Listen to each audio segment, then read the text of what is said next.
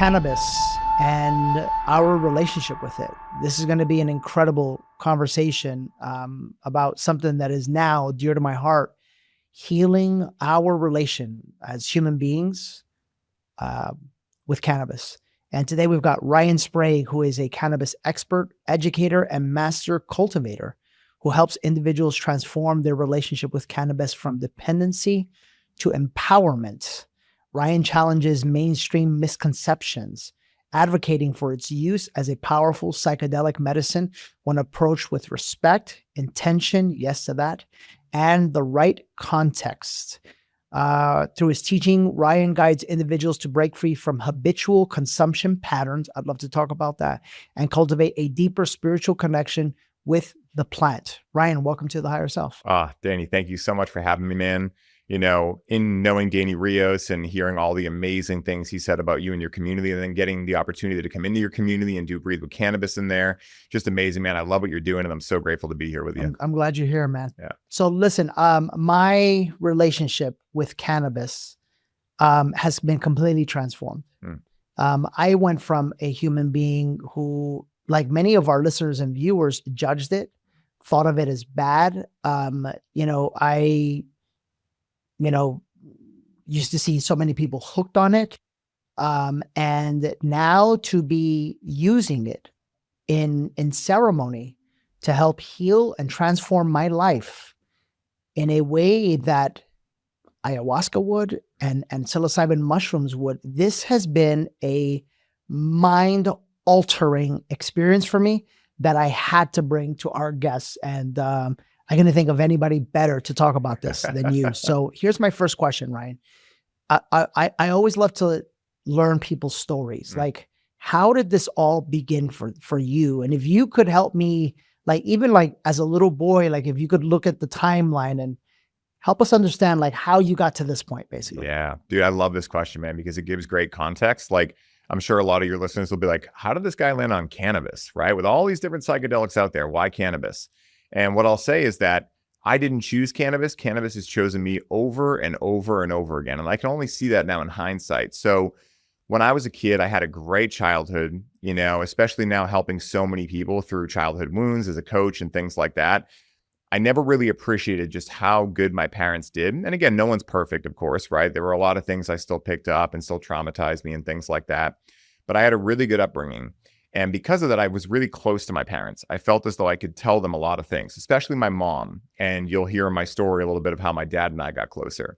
So when I was around 15, I started experiencing what I would now call generalized anxiety disorder. And, you know, again, maybe it had something to do with the fact that they were like, hey, figure out what you want to do in 3 years for the rest of your life, right? Creates quite a bit of pressure. Also, you're going through hormonal changes and things like that.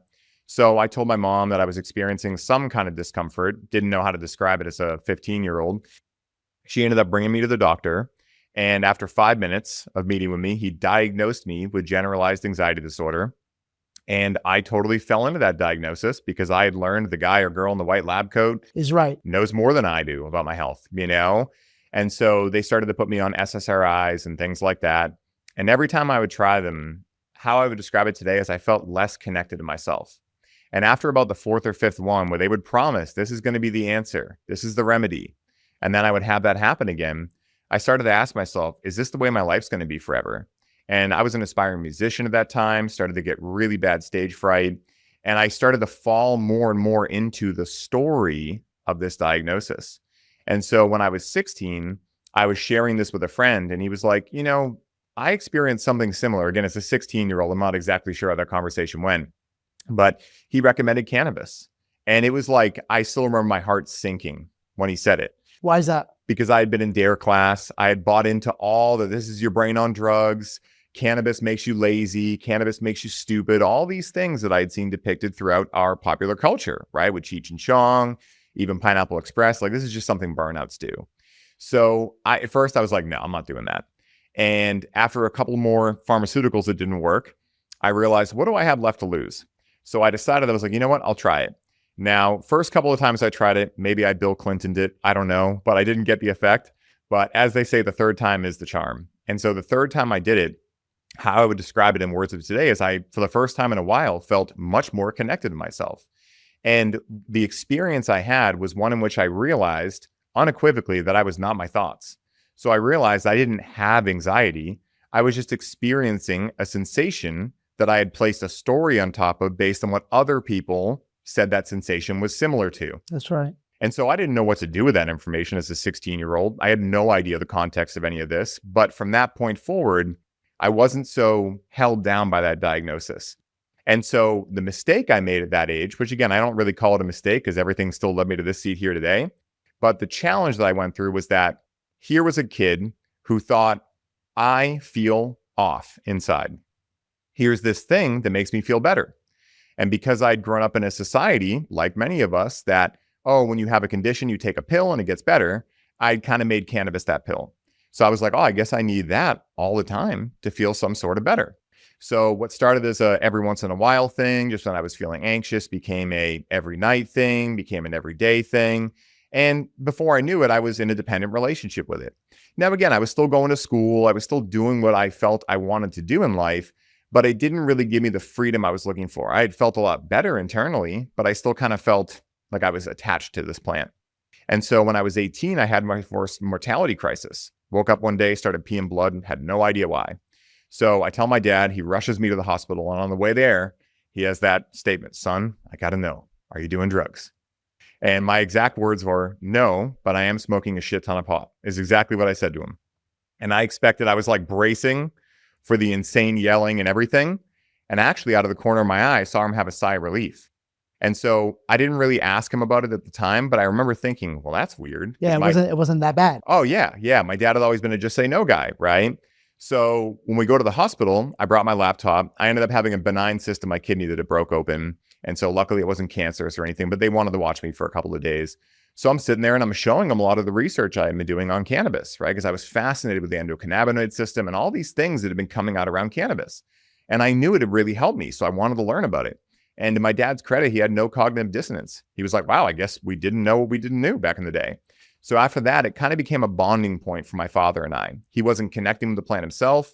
You know, he liked to maintain control, as he said, but he could see that it helped me. He could see I was in school. I had a dream. I was going to school for psychology because I was fascinated by the mind after I'd gone through my own challenges with it. So at that point, he was like, you know what? If this is what's helping you, feel free to do it at home. You know, I know you're fulfilling your responsibilities.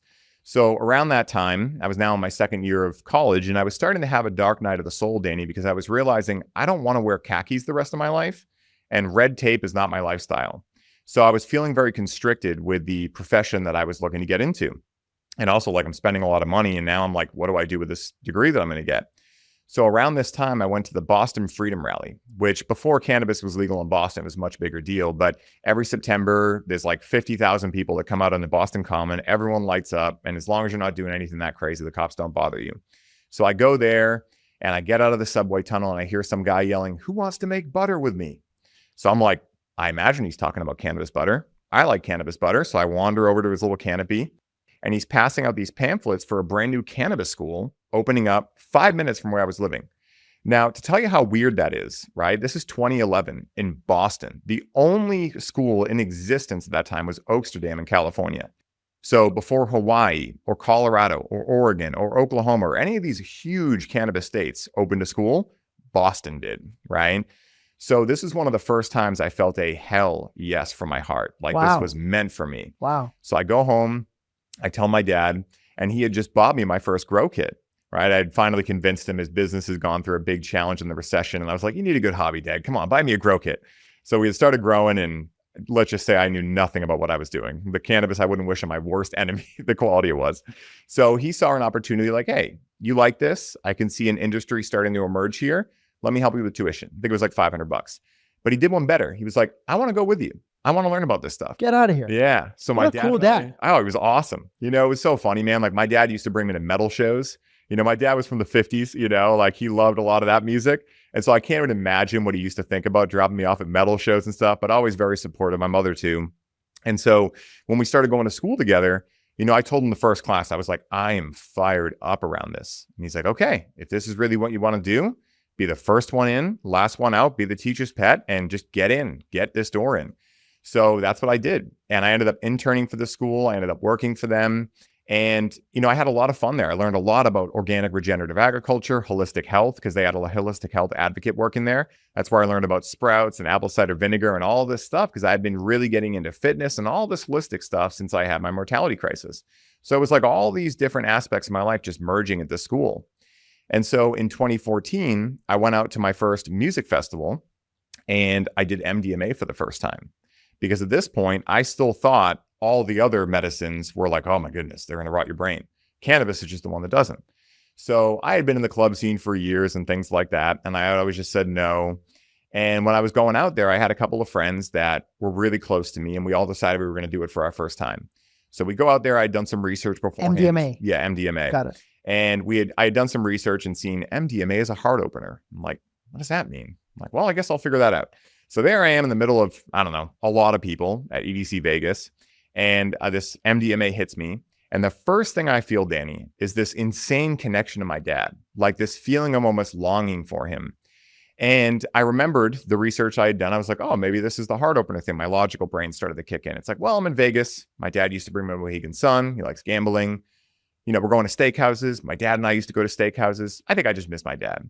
Well, when I got home, I realized that while I was in Vegas, my dad had gone to the doctor for some lung pain he had been having, and he got diagnosed with terminal cancer.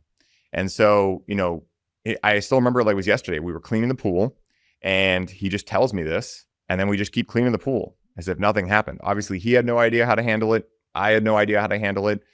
And so he had let me know that he wasn't going to take the typical Western med chemo radiation route, and I was in support of that. And I also knew I was pretty much a realist at that point. I knew he wasn't going to quit smoking cigarettes and doing all the things that had led to him getting cancer.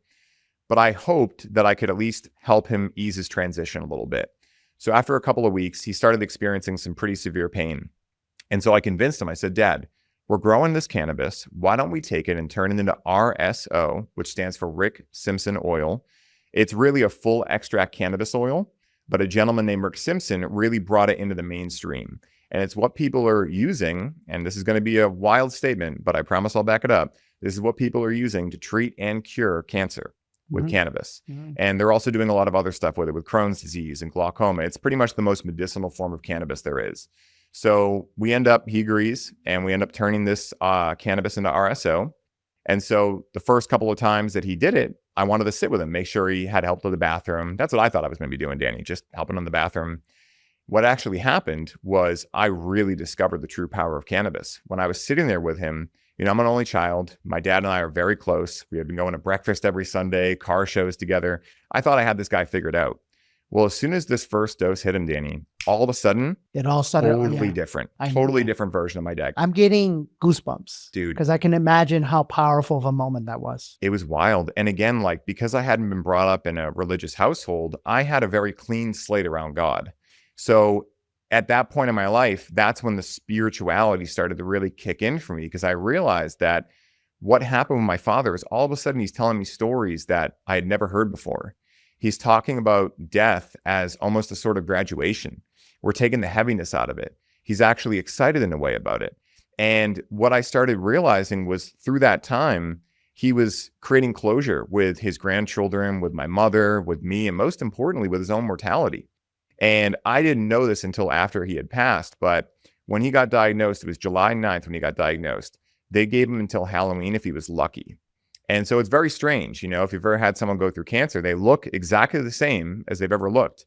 But inside there, something is happening that's leading to a detrimental outcome, And so he had small cell carcinoma, very aggressive. And so basically what happened was, as he was getting scans, his tumors were still growing, but they had slowed their rapid rate of growth by about 75%. And in Boston, we have Dana-Farber, one of the best Western med cancer facilities in the country. And they were perplexed by this. It was actually funny, at the school I was at, there was people all the time coming in and doing cancer stuff and whatnot and going to Dana-Farber. And a lot of these people would come in with stage 4. I'd see their scans. I'd work with them, consult with them, and 6 to 9 months later, they come back in. Look, my scans are completely clean. And Dana-Farber had no idea what to make of this, especially in 2011. They still don't now, but especially back then. So as he's getting these scans back, they're like, we've never seen small cell carcinoma slow down like this. What are you doing? And so we would tell them, we're utilizing cannabis. And they're like, yeah, right, it must be something else. So he ended up surviving until the following June. And I don't know, I can't go back and try it a different way, but I don't know if I would have had that time with my dad if it weren't for cannabis. Sure. And the reason I'm able to talk about him and keep his story alive and keep him alive in a big way is because I really credit cannabis being able to give me that time with my dad where our walls came down and we got to be two souls connecting instead of our identity as Ryan and Harry, you know? Yeah. And so after that, I realized I just had a very different experience than I've ever learned and had context for cannabis doing. So I ended up getting into a dispensary after that, and I wanted to bring that same type of experience to many people. And what I realized was when I worked there, most people were just coming into like, yeah, my life sucks, but at least I can get my pre-rolls and, you know, whatever. And I was like, this isn't where I parked my car. This isn't what I want to be doing. And so what started happening was I started having some people come in that would say, oh, cannabis isn't working that great for me right now, or oh, I'm stressed out. And so because I was so into, you know, spirituality now, meditation and all this stuff, I just started asking them like, oh, would you be open to trying this? Oh, what kind of water are you drinking? And I just started mixing these things together, self-development and cannabis. Yeah. And I would find they would come back in a lot of the time and say, whoa, dude, I don't know what's happening, but like there's something big happening. Like I feel like my life's changing. I'm starting to understand myself better. And I'm like, oh, that's awesome. Still didn't see it yet, right? Still didn't see it. About 4 years into working in the dispensary, our company got bought out by a corporation. And real quickly, it started smelling like office supplies and khakis in there. And I was like, that's my cue to leave. And, you know, at the time, I really victimized myself. You know, I really made them the enemy. Why are they doing this to the dispensary that I loved? You know, why are they coming in and messing everything up? It's what you needed. Exactly. Yeah. And in hindsight, though, I can realize that I'm actually so grateful because if they hadn't triggered me in every way possible, I might not have found the courage to go out on my own and start my own thing. And so, and what do you do now? And so in 2019, I started my business Highly Optimized, and it was all about combining self-development and cannabis. That's what it started as. And originally I was making videos on YouTube, just explaining cannabis and talking about high quality water, things like that.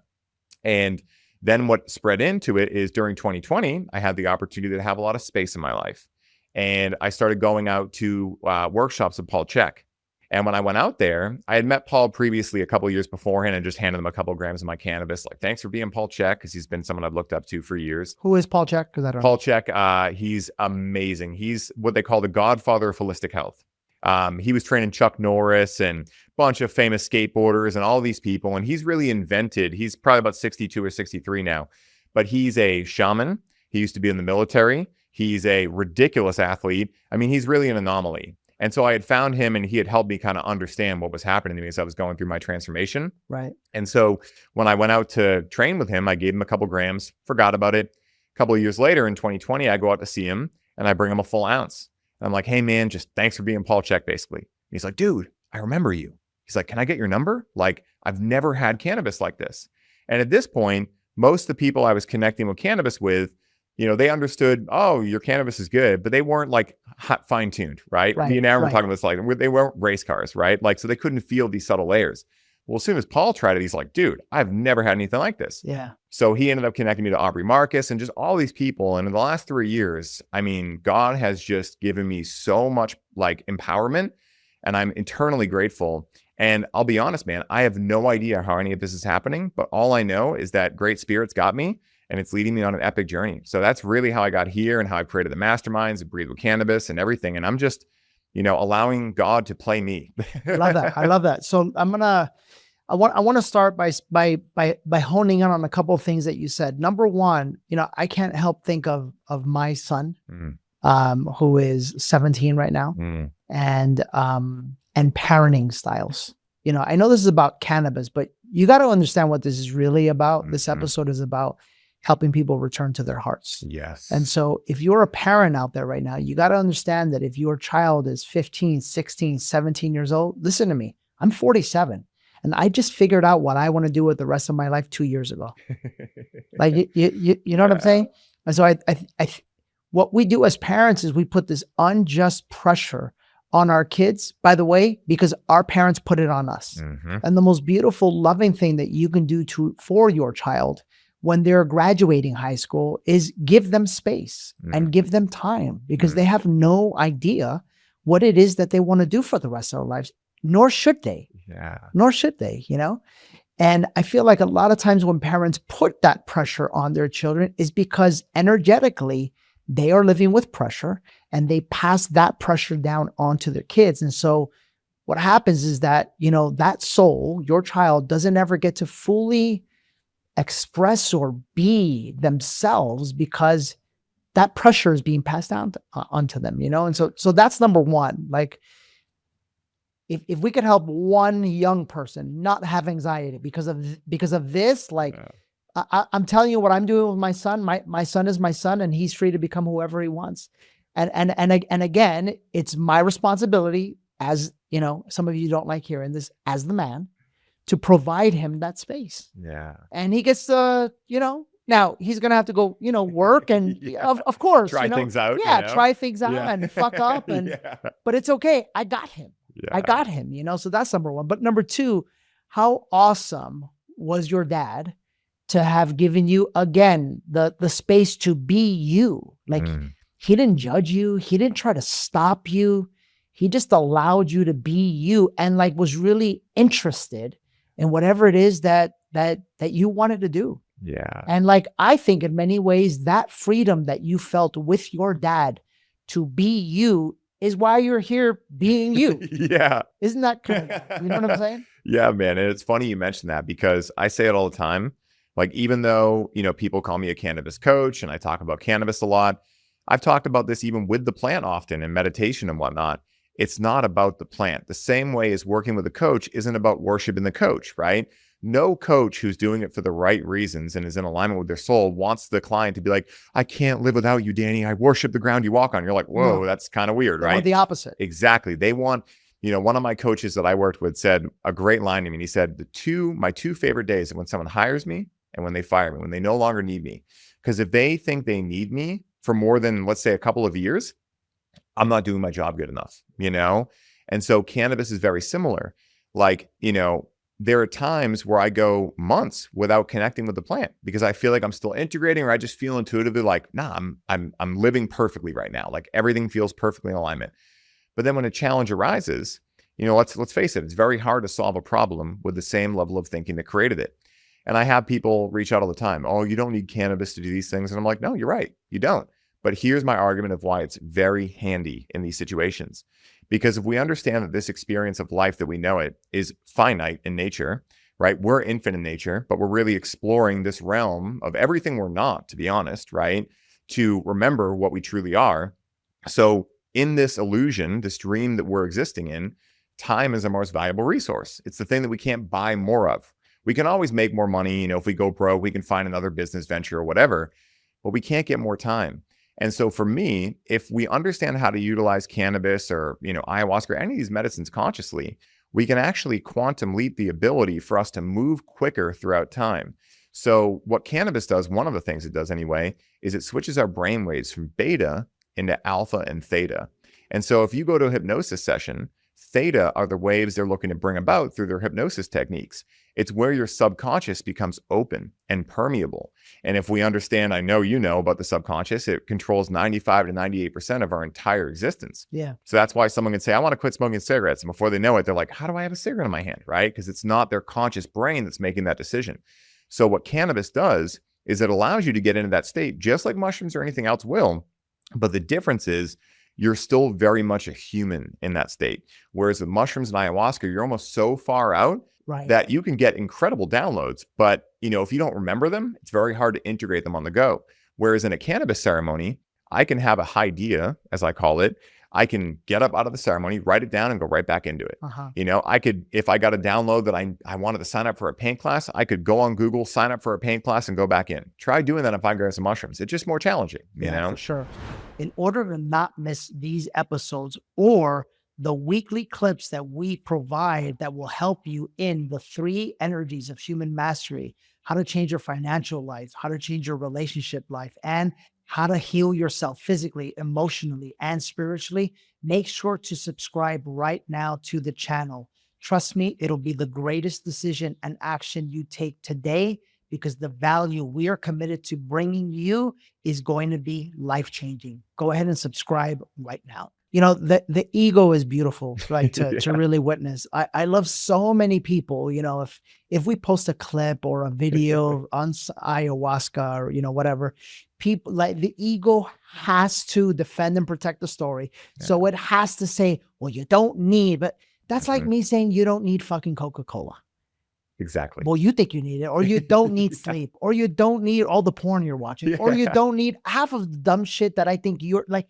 Who am I to say, right? Right? So it's like it's all the ego, right? Yeah.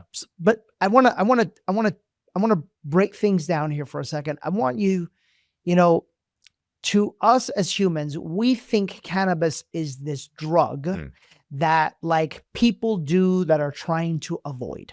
I'm gonna. For right now, I just want to know, in your definition, from your mind, what is cannabis? Let's start here. Cannabis is a spiritual aid and ally. It is a friend.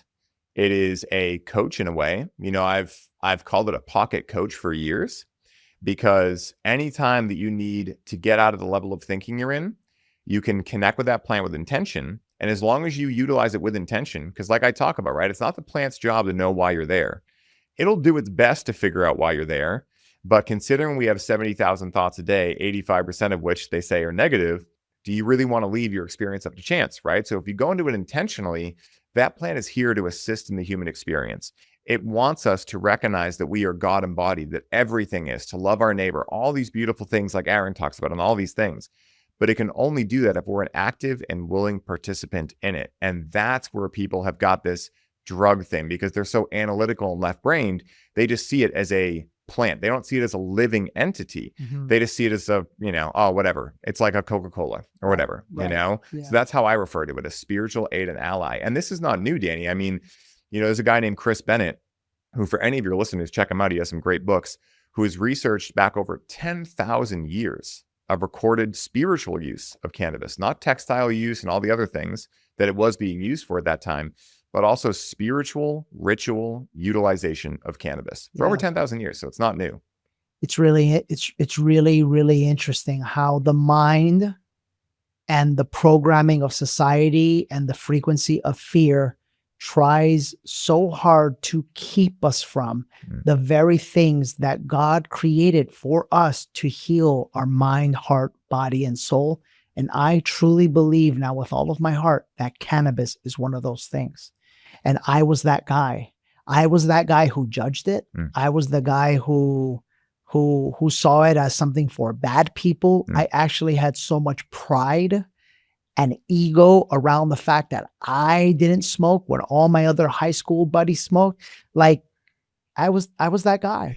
And, thankfully, because of all my work, first with Aya and then with the mushrooms, I got to a place where I had done so many ceremonies that I was like, man, I'm kind of done with ceremonies. Like, because it is taxing. Yeah. For someone like me, energetically, when I host them, it's like everybody's energy. Normally I'm out for like 4 or 5 days, but there were some things that I knew I needed to work on. There were some things in every area of my life, relationship with Jen, money-wise, my business plans, like so much healing, masculine, feminine, all of this stuff. And one day our friend Jillian, who's a guide in Awaken You, tells Jen about the power of it. Jen does a journey and she's like, baby, I just had a journey that was just like Aya. And I go, with what? With the mushroom? She goes, no, with cannabis. And I'm like, shut up. And she's like, yes.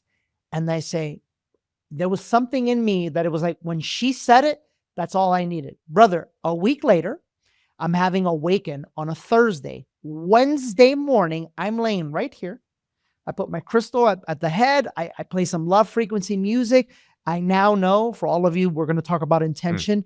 I spoke intention to the medicine. I had one of the greatest journeys of my life. I saw how I was afraid to share my truth because my dad and his truth were silenced. I swept like so many tears because the frequency and the energy of my dad's fear was in me. I'm reaching in from the top of my skull, pulling out all of the dark fear that lived in him out of my heart and soul and my body. I saw my relationship with my children. In many ways, cannabis helped heal my relationship with my ex. I'm telling you guys, like, you could call it whatever you want. You could believe whatever you want. I'm telling you the truth is that this was here and is here to help you heal your heart and soul. Sit with that for a second. 100%. I mean, it's funny. I have a really good friend who's actually in Austin right now, but I have a good friend who does a lot of channeling and things of that nature. And, I've talked to him enough about things he's channeled where I've come to trust that, because a lot of people are channelers these days. I'm not here to judge anyone, but you can tell some people are not the most grounded, right? To be kind. He's a very grounded individual. I trust his awareness and the ideas that come through his channeling. And he called me the other day and he's like, brother, I got to tell you something. And I was like, what? And he's like, he's a huge fan of what I do with cannabis, and he's got to try my flower quite a few times. And I always stock him up when he comes through Boston. He's like, dude, the other night I had a DMT pen and I ripped the DMT pen, and it was a very challenging experience. And my soul spoke to me during that experience and was like, listen, for you specifically, and I'm not stating this objectively for everyone, but it said, for you specifically, you need to get away from these synthetics. You need to go specifically onto one medicine, and that medicine is cannabis, because the world is ready now to heal its mother wound. And that is why I really feel, if we can boil it all down to a foundational layer, I think cannabis is really here to heal our mother wound. And one of the things I notice with men often is that a lot of men, when they fall into cannabis dependency, they have a challenge being in their feminine, right? So they don't know how to turn off. Right. They're totally fine being on, right? They feel very comfortable there. But when they get home at the end of the day, they're like, what do I do with my hands? So they connect with cannabis to supply them that feminine counterpart that they don't know how to access in themselves. Bingo. And because they've never heard of this context or heard of this idea, they don't know that all cannabis is doing is kind of clearing away some of the nonsense so they can connect to their own feminine. Right. So just like me, when I was 18, I thought, oh, I need this thing. That's right. Because it's giving me something that's not already inside of me. So that was the big shift for sure. Yeah, for sure. Absolutely. I love that. It's so interesting you brought that up. Number one, I'm so glad you, I know, we weave in and out the conversation of plant medicine on this show. We haven't talked about it too much recently. But I will say something, you're free to do whatever you want, but I have never been a fan of anything that doesn't come from nature. Yeah. So for me, I stick to Aya, mushrooms, and now cannabis. And it's not to say I haven't done MDMA, but whenever you're met, and it hasn't, it's not to say that I haven't had wonderful experiences with it, but there was something inside of my soul like 3 years ago that said, like, if man made it, it's not for me. And I want to caution everybody out there. I just got this text message in a friends group. My brother Preston Smiles actually sent a text through, and he said that a lady just actually passed away from a bad MDMA trip. Something happened with the brain. I don't know. If you know me, I'm not one to promulgate fear. Of course. I'm just letting you know, like, if you're gonna do that, be careful of the sourcing. Yeah. However, if you really want to heal, go with nature. Yeah. Go with nature. Yeah. Agreed. I mean, Jack Cruz, who I've been following very recently for circadian rhythm health and things like that, he has this great question that I heard him ask Andrew Huberman, who, Andrew's very left brain, very analytical. And Jack was too. He's a neurosurgeon, but he had an awakening of sorts. And he asked Andrew, does nature make mistakes? And I think that's what we're talking about here, right? It's not that, again, like, I think it's human nature to want to take nature and try to do cool things with it. Cannabis, let's break the things individually and make THC isolates and all that stuff. Cool if you want to mess around, but don't ever allow yourself to think that that's going to be better or more powerful than what nature created. Because to me, nature doesn't make mistakes. It's already perfected. Okay, thank you. Because my answer was no. Yeah, exactly. No. Exactly. Right. Yeah. So let's take it. So now we know what cannabis is. And I want to second that. I got the download that, for me, it showed me why my soul called in Aya first, is because Aya cleans out like all the guck. Oh yeah. The massive, right? It's like that first layer. And this is why Aya can be seen as scary sometimes. Yeah. It's not scary. It's that you're in fear. Yeah, it's uncomfortable. So it's clearing out for you the energy that you're in. The mushrooms for me was very brain, Mhm. teaching, knowledge, which I love that. Mm. Cannabis feels to me like a sniper, Mm. like a Yeah. like a get in, get out, laugh, and you're right back to normal, right? Yeah. So how did we get here, Ryan? How did we get from a plant that I now know, I don't like belief. I know God intended to heal us in a beautiful way, of all things, in the heart, the mother wound, to now as a society downcasted, call it evil, and even for some people get, hooked on it. How did we get here? This is a fantastic question, man. I'll give you the first thing that pops into my head. I think overall, the overarching foundational layer of this is that people aren't ready to take full ownership over their experience of life. So it's much easier to think that, oh, cannabis makes me lazy. Oh, cannabis makes me anxious. Victim energy. Yeah, exactly. Victim mindset. And I think that that's one of the main ways. The other thing is that, let's be real, right? I think you and I could both agree that the mainstream media is not what we would entertain as truth, but let's be real. They're good at what they do. They're very good at instilling fear. They're very good and skilled at what they do. Experts. Exactly. And think about it, these days, we have YouTube and these ways that we can kind of cross-check things and whatnot. Think about what it was like back in the 90s, let alone the 50s, let alone the 30s, right? When this all started. So a lot of people don't know how the whole Ree For Madness thing and how cannabis became such a demonized thing in our society. And I love to tell this part of the story, because what I tell anyone is, you can have whatever view you want to have around cannabis. If you like it, you don't like it, whatever. But make sure it's your view and not one you're inheriting through this warped mainstream media system. Because I think if most people actually understood how we got here, they would be shocked. And there's going to be some crazy things I say during this. So I want people to understand I'm only repeating what these, to me, horrendous people did, right? So bring it. Yeah. So in the 30s, there were three people that got together: Harry Anslinger, Andrew Mellon, and William Randolph Hearst. Now, William ran one of the biggest journalism empires at that time. And Harry Anslinger actually ended up becoming the first head of the DEA. And Andrew Mellon was also into journalism. And they also had vested stakes in different industries like nylon, other textile industries. And in the 30s, they got together because at that point, cannabis was a part, not hemp, cannabis, straight up cannabis was a part of over 80% of every medication on the market. It was given to kids for all different sorts of things, right? Given to adults, all this stuff. So every doctor knew cannabis. So these people got together and thought, this hemp thing, because hemp was, hemp and cannabis are really the same plant, right? We can get into that too. But they were like, if this hemp thing takes off, I mean, you can make everything you can make from wood, from hemp.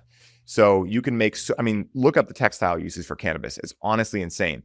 If you build with hempcrete, it is completely fireproof. I've been to many different like expos where they have a block, like a cinder block of hempcrete, and they have a torch that is burning into it. The entire event never lights on fire, right? So imagine what could happen in California if we started using hempcrete instead of a lot of the other, supplies we use. So basically this time they got together and they were like, we need to do something about this. So they invented a whole entire myth called Ree For Madness, again, this is where it's going to get a little crazy. They invented this story that Mexican men were coming over the border and raping white women with this brand new substance that had never been heard of called marijuana. And they went to Congress overnight and were like, we need to ban this. And they were like, are you sure we shouldn't have a public vote? And they're like, all right, did you hear us? White women are getting raped. And so they literally overnight banned this thing. And that's where in 1930. It was 1938, right around there. Okay. Yeah, right in the end of the 30s. So 1938, this gets banned. Pause. Hang. I wanna hang for a second, because in the late 1800s, like I'm really reading about how the Indians, how this land was taken from them. Yeah. Because I really believe that call me crazy, a lot of what is happening in our country right now, including these fires, including just all sorts of things, it's energetic. It's like we will never be able to have peace in America until we first look back and understand what we did to the natives of this country. Yeah. Energetically, we killed them. we raped them, we murdered them to take their land. Yeah. We lied to them, and we created atrocities. Yeah. Right? Atrocities. 100%. Yeah. So much so that all they wanted, and I can imagine back, I can only think of how beautiful life was back then. Yeah, man. They didn't even know what land ownership was. They didn't even understand the concept of that. And they probably just lived peacefully amongst each other in beautiful tribes. And they probably used cannabis and mushrooms, and maybe if they had access to it, to just create spiritual ceremonies. Yes. And we rob them of all of that. We rob them of the unity of man with land. And that is why, if you ever look at the craziness and the madness is happening in America right now, it's happening because energetically, we're paying the price from that California gold rush. We're paying that price. That's real. The energy of all of that is what's creating some of these fires. And I'm not, Danny Morel said that, I'm not blaming. I'm just, please look past the surface. Yeah. Right? Until we as a society don't first go back and say, time out. We killed these people and we took their land and we called it ours. This is going to be a perpetual cycle. I mean, history is doomed to repeat itself if we don't learn from it, right? And, again, like, it was funny how they tried to ban it, because they first created this movie, and it's actually interesting. Like, if you go back and watch this, it's insane, but it's called Ree For Madness. And in there, they had some of the most ridiculous statements of all time. They had one statement that was, when someone smokes a marijuana cigarette, they'll take a hatchet and they'll run through the town hacking everyone to death. Like, insane shit, right? That makes no sense. And so they invented this whole thing where they were like, well, it's not fully illegal. You have to get tax stamps. It's called the Tax Stamp Act. You have to get tax stamps in order to grow it, have it, sell it, etc. But the thing was, they never gave out the tax stamps. So it was kind of one of those like purgatory, no man's land things with like, no, it's not illegal. We're going to make the tax stamps, but they never gave them out. So what started happening was, then, because Andrew Mellon and William Randolph Hearst owned the entire journalism empire of that time, every single thing that people were seeing had the same story in it. And it created this, objectivity around the plant. And then you get into the 50s, you get into the 60s, 70s, war on drugs, just say no, all that stuff. And it got lumped in with all that. Not to mention the fact that it's very easy, if you make something like a plant that helps people soothe their trauma and things like that, if you make that illegal and then you privatize prisons, you can essentially create legal slavery by going into low income areas and arresting people using this plant, and then throwing them in jail and giving them pennies a day to make soap or whatever the hell it is. That's another big part of it. Which another big part of what we're witnessing with the LA fires right now is that they're taking the prisoners to fight these fires, and they're paying them pennies on the dollar. Yeah. It's legal slavery. And how many of them are there because they just think of the stupidity of this, guys. It's insane. But think of the genius of darkness, because what does darkness want? Darkness wants separation. Darkness wants us to be in our minds. Darkness wants us fighting amongst each other and depending on what the government tells us to do or not do. All of this to keep us from our heart. And cannabis is actually the medicine that is intended to help us heal our heart. So of course, darkness is going to want us to think all of these bad things about it. Why? Because when we return to our hearts, we return to oneness with God, and we return to being free and return to our heart and soul.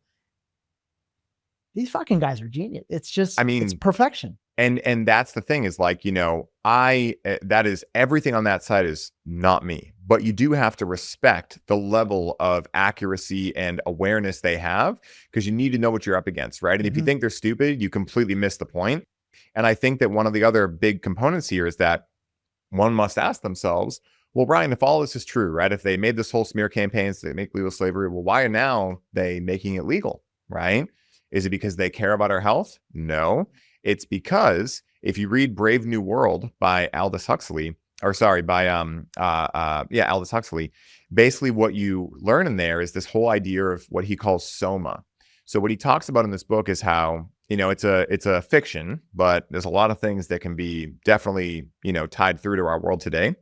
And he talks about how in this, world, basically whenever the government's trying to do some shady shit and people start getting up in arms, they just give them a bunch of what's called soma. And these people just fuck like bunnies and they're in a, happy place and they just don't pay attention to anything the government's doing. So we've had about 50, 60, 70 years now of them telling us cannabis is bad, right? Don't do it. And then the only depictions of people doing it are like Cheech and Chong, Pineapple Express, and like kind of treating it like alcohol, like just fucking do it and numb out and whatever, right?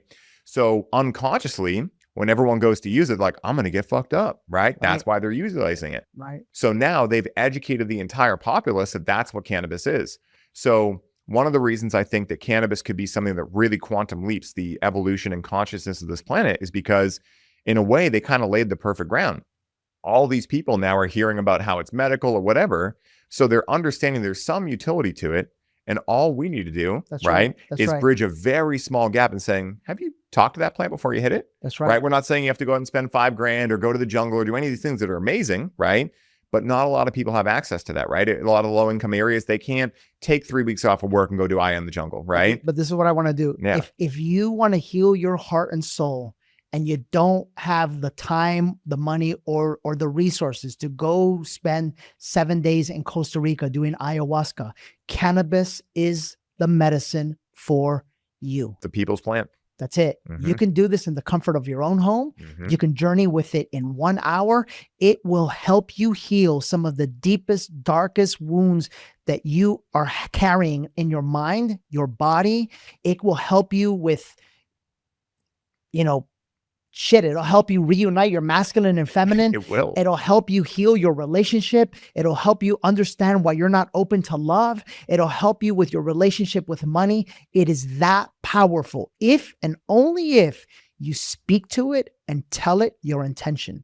If you heal the relationship with the plant, if you stop using it to get high, if you stop using it to detach and simply come to it in beautiful, sacred ceremony with an intention to heal your mind, your heart, your soul, your body, your relationship with food, with money, with other human beings, it will meet you in powerful ways that you cannot even imagine right now. Dude, 100%, man. I totally agree. I mean, honestly, I've been actively trying to figure out where are the edges to what cannabis can do. And I can't find them, Danny. I really can't find them. Like, one of the things that cannabis is a very fun plant. Like it can be challenging. It can be downright hellish at times. But overall, compared to like mushrooms or Aya or whatever, it has a much more youthful spirit to it in a way, right? And it's gentle. Exactly. It can be gentle, and one of the things that I got in a download from one of the experiences is cannabis told me, I'm here to help you guys get unadulterated. Like think about the process of adulteration, right? Now, again, I'm using a pun here for that term. Like the process of becoming an adult is actually so different from what actually being a man or a woman really is meant to be or could be. And so I think a lot of us, we get tight as we get older, right? Not just physically, but like, our brains get closed off to new perspectives. All these things happen and they happen very slowly, so we don't really notice them. But what cannabis can do is break us out of that, right? And show us what we don't know. Because the thing is that we don't know what we don't know until we know it. And even when we know it, we don't really know it because everything is subjective, right? And so the ability of this plant to come into our experience and break everything that we thought we knew about life and allow us to have a clean slate again like a child, but also have the structure of being an adult to be able to actually create a structure and a context for all these things it shows us. And, it allows us to ask ourselves that question of what do we want to be when we grow up? What do we really enjoy? Where do I need to own up? Where could I own up for maybe some challenges that I've gone through? Where can I go apologize when in relationships that I didn't show up the way that I'm now realizing is my highest expression? All of these things. I mean, the pun itself that cannabis, to me, if I had to create a blanket statement, it's the ultimate medicine to attach you to your higher self. And not only that is a pun, but it's so true. It's the truth. It's absolutely the truth. So if you're not convinced by now, I don't know what planet you're living on, Because if you're here watching the show, you trust me, you know I love you, you know I'm just trying to help you reach your highest self. Yeah. So watch this. So they're out there right now. And maybe there's someone who uses cannabis to get fucked up. Maybe there's someone who was addicted to it once. Maybe there's someone who judged it. I mean, I wish I could say this publicly, but I just led somebody, one of my family members, Yeah. like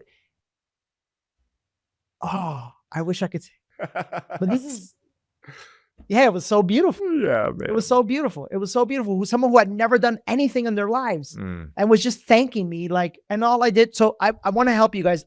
I'm going to have both of us answer this question. Okay. Because I'm sure you have a perspective and I have a different perspective. So someone is out there going like, okay, I'm ready.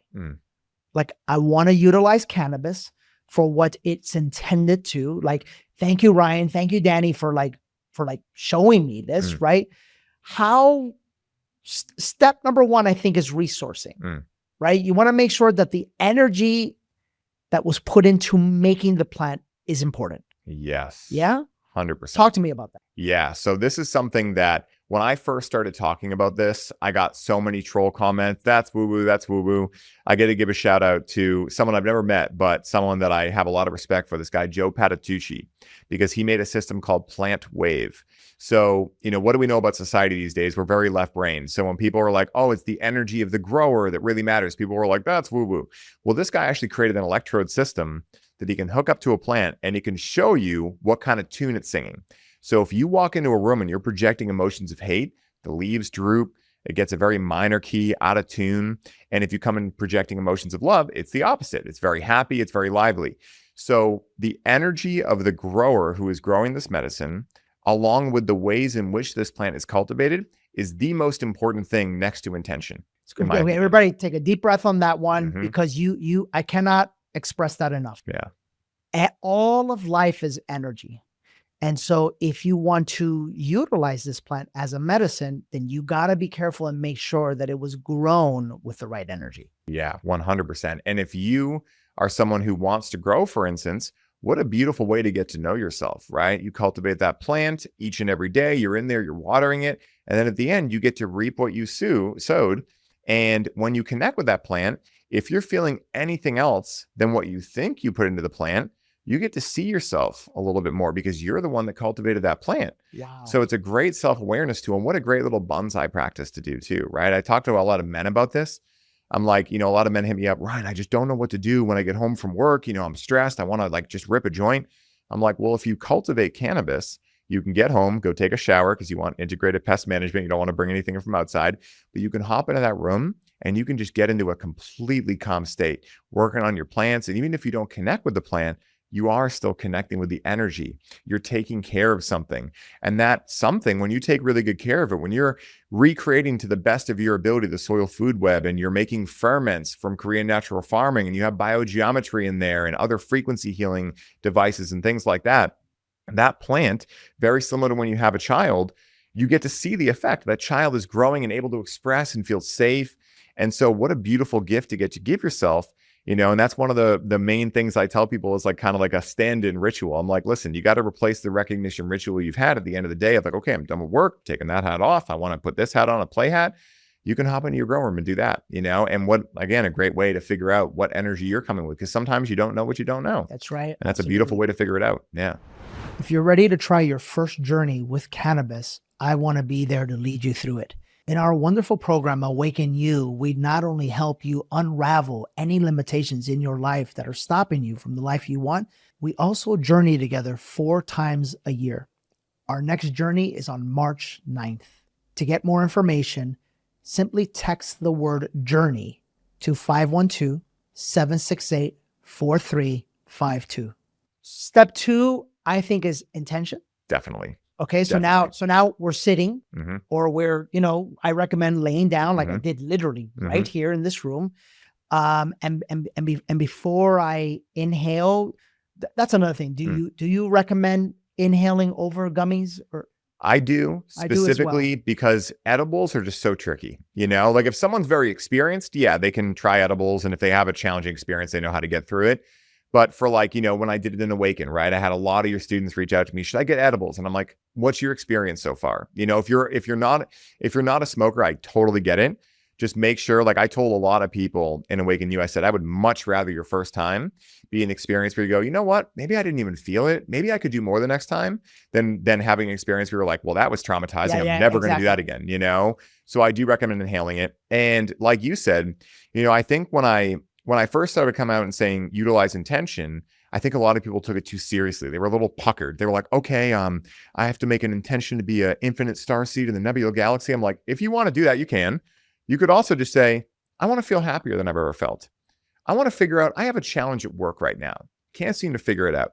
I would like some assistance with that. It can be as vague or as precise as you want, That's right. But the plant, cannabis, is a feminine plant. Mm-hmm. So in terms of polarity, it's much more in that feminine spectrum. So what do we know about feminine energy, right? It's all potential, but there's no action. That's what the masculine does. So both of these are essential in this experience. And I tell everyone, no matter what gender you are, when you work with the cannabis plant, you need to equalize the equation by supplying the masculine component of setting intention. That's right. The analogy I always give, Danny, and you'll like this, man, is imagine you're 7 years old and you're home from school and you're sick. Your mom comes in and says, Danny, is there anything I can get you? And you just look at her with like a puzzled face. She'll probably run into the kitchen and try to do whatever she thinks you might need, but it might not be, probably won't be exactly what you needed. But if you're like, yeah, mom, I feel like I want some kind of suit.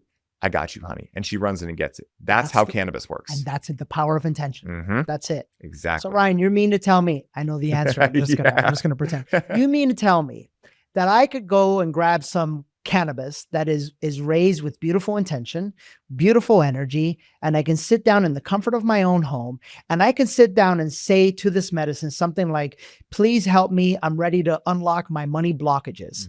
Please help me, I'm ready to heal my relationship issues. Please help me, I'm ready to heal parts of my body. Show me my purpose. Show me, I could literally come to this medicine and tell it whatever my intention is. Maybe I could put the medicine to my mind, put the medicine to my heart, and then take 1 or 2 inhales, lay down and cover my eyes. And in an hour, my life can change forever. Yes. That is exactly what I'm telling you. And it's exactly what I'm telling you too. And it's wild, right? And I tell everyone, don't believe a thing I say, because part of the challenge of what we're in the world is too many people believing people at face value. That's why I love Breathe with Cannabis, because I tell everyone, I don't expect you to believe this at face value. It's very different than what anyone has heard around cannabis. No amount of intellectual stimulation will make up for a direct experience of what we're talking about. That's the ultimate thing. Energetically, this is the difference from fear and love frequencies and victim and creator frequencies. And this is where, I've made it a point to no longer talk about church and stuff like that. But I will tell you the number one issue that you have and the number one thing ever that is stopping you from meeting your highest self is belief. In particular, belief of what others say. Yes. And belief of what others tell you. And what we are telling you, don't believe us. Go try it for yourself. Exactly. Just go do exactly what we've told you to do.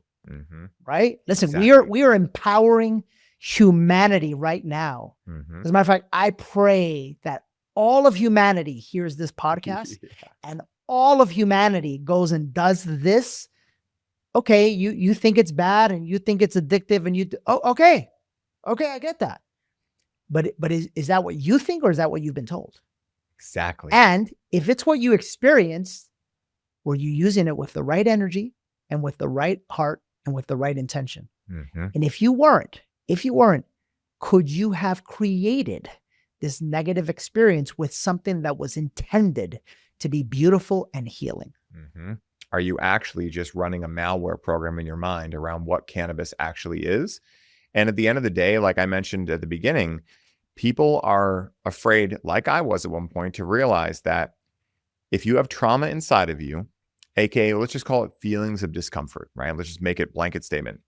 And you don't know how to find relief through that, you will seek out external feelings of comfort as little band-aids. And so that's all that's going on. And so for anyone who's maybe listening saying, oh man, I definitely feel like I'm addicted to this plant or dependent on it, I have an exercise that I love to tell people, right? Because again, don't believe me, right? So here's what I would recommend. For the next 7 days, anytime you want to smoke, light yourself. But the one difference you're going to have is before you smoke, you have to be radically honest with yourself and write down why. Why are you connecting with that plant right now? Maybe it's boredom. Maybe it's you had a bad day. Maybe you're celebrating, whatever it is. But over those 7 days, you're going to start to see some patterns emerge. And that is then after that 7 days, you can create an intentional ceremony, pick out one of those blocks and say, cannabis. It seems like a lot of the time I'm feeling bored and I'm not exactly sure why or what that means. Please show me why I am feeling this way and why I felt like the only way to get through it is by connecting with you. And then watch what happens. It'll change your whole life. Oh, yes, it will. Because now you're taking responsibility. Exactly. Instead of blaming the plant, Mm-hmm. right? And listen to how beautiful and how powerful this is. Instead of believing in what other people are telling you, and instead of blaming the plant, right? Now you are taking responsibility. And you can say to yourself, yeah, I'm afraid. I'm disconnected. I don't like to be alone. My heart is broken. Whatever it is. And that is why I am doing this. See, now that's a whole different ballgame, because now you are being honest with yourself. You're having the courage to be honest with yourself about why you're doing what you're doing. Yeah. And get ready, guys, because you do that, your whole life is going to change. Yeah. Just that alone. Just that alone. Well, because how we do anything is how we do everything. And I say Bingo. often, like, the reason I talk so heavily about your relationship with cannabis is, like you said earlier, not because this relationship with cannabis is super important, right? It's because anything that you're relating to externally is just a reflection of how you're relating to yourself. Because like the law of correspondence from Hermetic law states, as within, so without, as above, so below. And I say all the time, if humanity woke up embodying that one principle tomorrow, the whole world would change. It'd be no more, he or she makes me so upset out there. It'd be, hey, why do I get upset when they say that? Why do I feel like I need cannabis all the time? It wouldn't be this blame, culture that we have. And again, there's no judgment. I went through that phase, right? And I'm grateful that I saw through it. So did I, yeah. But at the same time, I can now see the idiocracy of it, because it feels good in the moment to think that it's not your fault, right? No, it's out there, but it's completely keeping you stuck as a victim. And yeah, when you start to take accountability, it'll sting. But on the other side of that sting is a world of empowerment. One of the best ways I've heard it stated is how Terence McKenna stated it. And I don't know the whole quote by heart, but basically the giblets of it is, this is how it's done. Anyone who's truly left this world a better place has realized that the path to doing so is hurling yourself into the abyss and realizing on the other side is a feather bed. That's right. And that's what it is. Yes, it is. And that is why, in my eyes, every human being that has a bad or negative relationship with cannabis must heal it. Mm-hmm. Because if you have a negative relationship with cannabis, you have a negative relationship with something outside of you. What you actually have is a negative relationship with a part of you. Exactly. And cannabis is simply reflecting back to you a part of you that you feel negative about. Mm-hmm. If you've had a negative relationship with cannabis, if you have a negative thought about cannabis, if you judge people who use cannabis, trust me, it's because there is negative energy and judgment within yourself. Mm-hmm. And all you're doing is reflecting it out onto cannabis and the people that use it. And you must heal it. You will never, I will tell you this right now, you will never reach your highest self. You will never know oneness with God. You will never return to your heart. You will never experience life at the fullness of what it is intended to be experienced if you judge anything outside of you. Exactly. 100%. Because again, as within, so without, right? Like, what do happy people do? It's like funny when I'm sure you get, trolls that, say certain things on Instagram or whatever. And, at first I would get triggered around that, right? I'd be like, hey, how dare you come on my profile and say this silly shit, right? And that was my work to do, right? I had to realize why I was getting triggered, right? That's right. But now when they come on there, I will engage them and I'll say, hey, like, I don't know who hurt you to a level where you thought that you had to come in and try to hurt me. But if you ever want to talk about it, like, I'm happy to talk about it. And I'm not being sarcastic when I say that. Like, I really check in with my energy. Yeah. And I'm like, honestly, I remember when I used to judge people and have hateful thoughts and things like that. And that was coming from me hating parts of myself and not having the courage or the awareness. Because again, we've never got a user manual for cannabis. We've never got a user manual for the human experience. I mean, white bread's on the food pyramid, for God's sakes, right? It doesn't stop there, you know? So again, at the end of the day, you know, I want to give people that opportunity to see a part of them that maybe they haven't seen before. The same way that when I started to see this stuff, it wasn't from people saying, oh, you're doing this and you're doing that. It was more like people making the invitation like, oh, that's interesting. You know, I've gone through that before. And when I went through it, I felt this. So they made it more about them. And because they did that, it made it a little safer for me to be like, well, maybe I'm feeling that too, you know? I love that. And so again, like, I think that, you know, this plant, I mean, think about the depiction of cannabis, right? Bob Marley, right? Let's think about that. And that dude was a depiction of really what cannabis culture, I think, was. If there's anyone who got it, listen to me. There's a reason why his music lives till this day. It's because the frequency of his message was love. And if you can understand that what got him there was cannabis, wake up. Wake up. I mean, what's possible for you? Oh, 100%. I mean, and that's why I loved reading Chris Bennett's books, because you realize it's not just Rastafarianism. I mean, this was a part of everything. Cannabis is mentioned in the Bible. It's mentioned all throughout antiquity, but it's just been hidden over because, again, if the church system understood that, you know, or the church system allowed people to understand that they could reach God without an intermediary that also needs money, well, that would be very dangerous for their business model, right? So again, at the end of the day, of course, they had to stamp these things out, you know, the Silk Road and all the stuff that was going on, because this is not new, right? Like, yeah, sure, maybe we're doing the technology these days, Breathe with Cannabis on Zoom, but it's not new. You know, we're just reinventing something that's been here almost throughout the entire time human beings have been walking the planet. I mean, we have an endocannabinoid system, Danny. Think about that. You know, our endocannabinoid system, which is the largest regulatory system in our body, deals with our appetite, our sleep, manages our nervous system. It creates these things called endocannabinoids, which are essentially endogenously created cannabinoids, specifically anandamide and 2-AG. And the phytocannabinoids of the cannabis plant, THC, CBD, etc., some of the most popular ones, they fit into the exact same receptor sites that these endocannabinoids do. You're telling me that's by chance? Yeah. It's like, good luck, right? So silly. Final thoughts.